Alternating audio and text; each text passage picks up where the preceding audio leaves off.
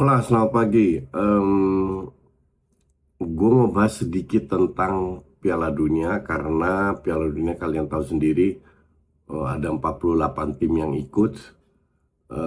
Tapi sebelum ke sana gue mau kasih tahu bahwa hari Sabtu kita ada live reaction di HTS, final Champions, final FA Cup Liverpool lawan Chelsea, dan juga di hari Minggu itu live di Warlock. Warlock pertama kali live, matchnya Borneo atau Persib, lupa gue. Ntar kalian bisa cek di IG gue di story-nya match apa yang disiaran hari Sabtu dan Minggu live dari HTS, dari studio.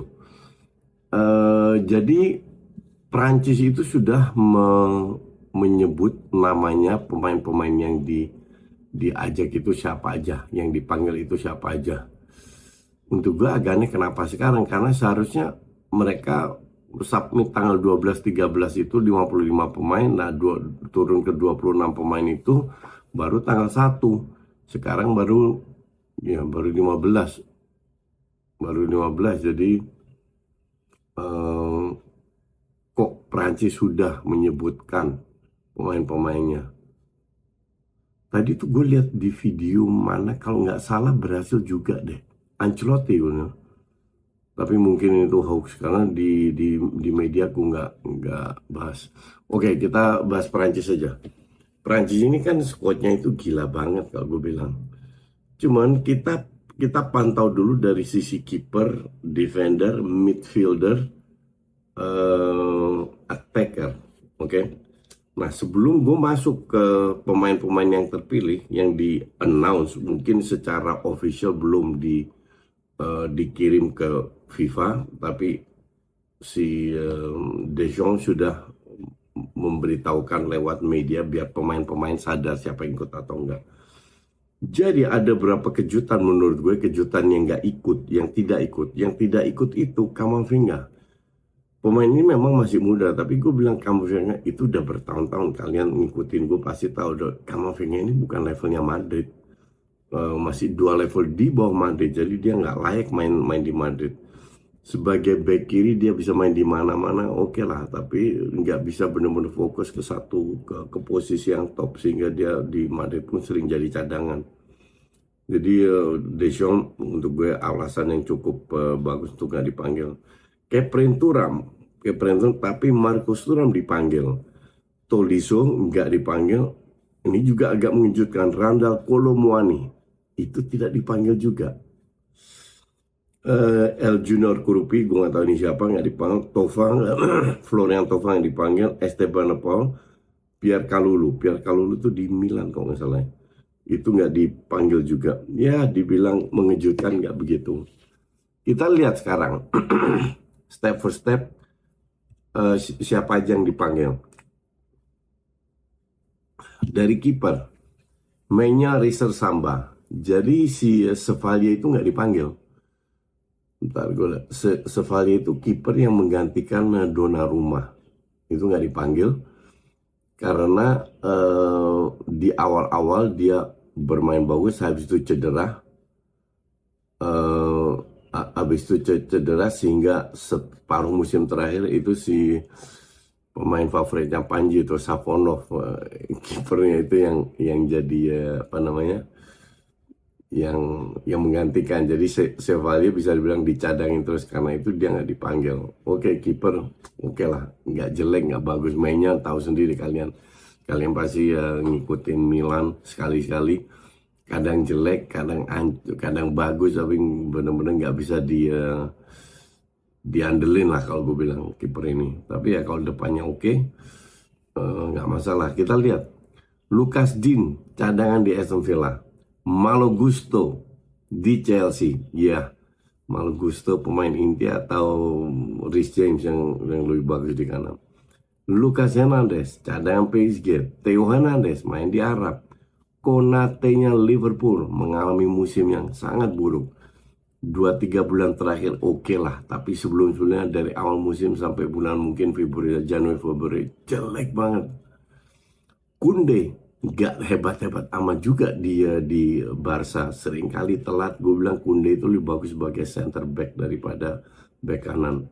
Lacroix gue nggak kenal siapa ini. Saliba Arsenal, oke lah. Tahun lalu Saliba bermain lebih bagus. 2 tahun lalu jauh lebih bagus daripada sekarang. Sekarang nggak jelek, tapi bilang topnya Saliba itu bukan musim ini. Upamecano, Munchen, sama aja, lelet, nggak bagus-bagus amat, seringkali blunder. Jadi kalau kita lihat 9 pemain belakang yang dipanggil, ya apakah ini lini belakang yang paling hebat? Enggak juga. Oke, lini belakang oke, tapi nggak hebat juga. Kita ke tengah ada Kante itu udah mau berapa? 69, udah tua banget lah. Kone, Rabiot, Tchouaméni, Zaire Emery. Kita lihat Kone itu main di mana ya, lupa gue. Kante kita tahu semua sekarang main di Arab, kalau nggak salah 36 dia kalau nggak salah. Rabiot juga menurut gue udah menurun banget, main di Milan. Tchouaméni juga ya pemain 100 juta yang not worth it sama sekali. Zaire Emery itu di PSG juga cadangan. Yang main itu kan Neves, si Vitinya, sama pemain Spanyol itu yang dari Napoli itu siapa itu. Dia akan main, mereka bertiga kan praktisi inti. Zaire Emery ya sekali, bahkan terakhir dia main, gue lihat dia main sebagai back kanan. Jadi lini tengah kita nggak bisa expect Kante yang kita kenal di Chelsea gitu. Ini Kante udah, ya feeling gue sih udah ngedrop ya. Ya tengahnya juga so-so. Kalau gue bilang so-so banget. Yang ngeri itu di depan. Ini the best attacker kalau gue bilang dari semua timnas yang terbaik ini. Jadi jangan kaget kalau Prancis ntar kebobolan 4 cetak 5 gol. Oke, yang dipanggil itu Alius, gue nggak tahu dia siapa. Barcola, Cherki, Dembele, Due, Mateta yang gantiin Ekitike, Mbappe, Olise, Thuram, Marcus Thuramnya si Inter ya, Kepren Thuram itu di Juve. Marcus Thuram. Kalau lu di tengah main 4-2-3-1 Kante sama Rabiot kemungkinan besar, atau Kante Tchouaméni atau Tchouaméni Rabiot, depannya Cherki, kiri Mbappe, striker Dembele, kanan Olise. Kurang ngeri apa coba ya? Jadi 4 penyerang itu 5 pemain masih ya, Cherki, Dembele, Olise sama Mbappe. Lu masih punya cadangan Due, Mateta, Thuram, Barcola. Ini yang mengerikan itu yang lini depannya si Prancis.